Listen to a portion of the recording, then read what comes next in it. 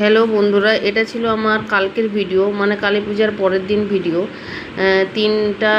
তিনটার সময় আমার কাছে ফোন আসে যে আমাদের নাকি গাছ সম্পূর্ণ কাটা হয়ে গিয়েছে, কেটে দিয়েছে কেউ। তো ঠিক আছে, তোমাদেরকে দেখাচ্ছি এই ভিডিওটা। দেখো, দেখে তোমরা বলো এই নিষ্পাপ গাছগুলো কি করলো, ওদের ক্ষতি, তাদের কি কোনো কিছু ক্ষতি করেছে যে এই গাছগুলো আমার এত কষ্ট করে আমি দুর্গাপুর হাট থেকে কিনে এনে এই রৌদ্রুর মধ্যে আমি একটা একটা করে গাছ লাগিয়েছি, তারপর এই জল দেওয়া হয়েছে।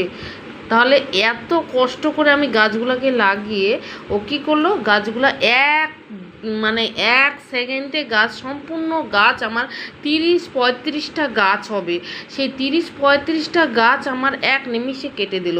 তাহলে এটা আমি ভগবানের কাছে প্রার্থনা করছি, আমার কালী মায়ের কাছে প্রার্থনা করছি যে ও যেভাবে আমার গাছগুলোকে কাটছে, সেই যেই হাত দিয়ে মুড়াইছে সেই গাছগুলোকে, সেই হাতগুলো যেন তার এরকমই, তারও ভগবান যেন এরকমই করে করে রাখে।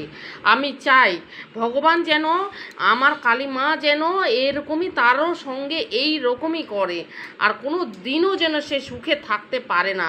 যেই ভাতটা হাত দিয়ে ভাতটা খাবে, সেই হাতটা যেন ওর না ওঠে, মুখের মধ্যে যেন না ওঠে। আমি মায়ের কাছে সারা জীবন আমি কৃতজ্ঞতা থাকবো, মানে কি বলবো, আমি বলতে পারছি না।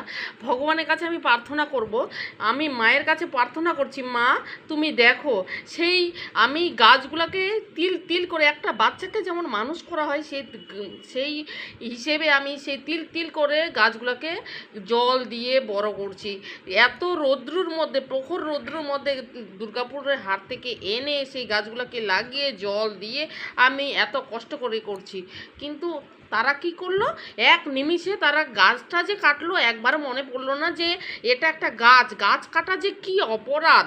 হ্যাঁ, ও কি একবারও মনে পড়লো না যে গাছটা যে আমি কাটছি, একটা মানুষ কষ্ট করে লাগিয়েছে, সেই গাছটাকে যে আমি কাটছি, সেই গাছটা তো কোনো দোষ করেনি।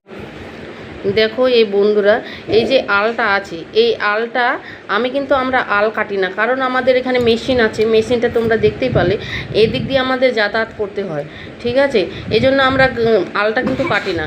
কিন্তু নিচের জমিটা, খালটা যে দেখতে পাচ্ছ, ওরা কিন্তু আল কেটে কেটে কেটে আলটা সম্পূর্ণ উঠায় দিয়েছে, ঠিক আছে, সম্পূর্ণ উঠায় দিয়েছে। তা সত্ত্বেও ওরা আমাদের সাথে লাগতেছে যে আমার গাছ কাটে দিবে, করবে, জানি না এখন ও গাছ কাটছে কি কাটছে না, আমার কাছে ওই প্রমাণটা নেই। কিন্তু হ্যাঁ, ও যদি করে থাকে, ভগবান ওকে যেন শাস্তি দেয়। আর যে